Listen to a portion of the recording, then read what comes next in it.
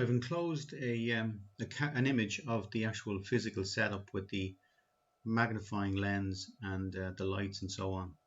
The idea of this is to obviously look at one weld at a time, and with this magnifying lens, the disadvantage is that the depth of focus is actually quite small. So in order to confirm that we're actually looking at the weld, we're going to look at the focus tool to see if we are indeed in focus. So first of all, we do a search, a position compensation, and then I've just done two points to check the focus. The first one there is on the surface of the wire, and so you can see a value there representing the focus. If I adjust the position of the camera on the Z axis, you can see that drop and then come back into focus.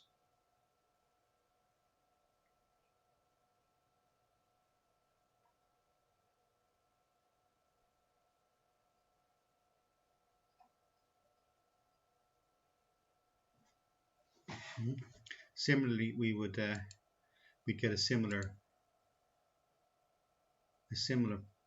result here with the weld.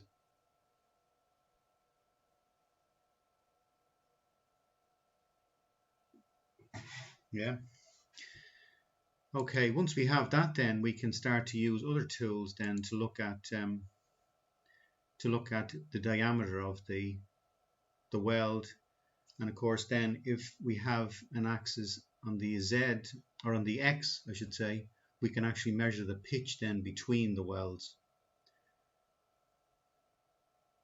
So this is an initial setup to show that we can magnify and we can confirm that the image is in focus.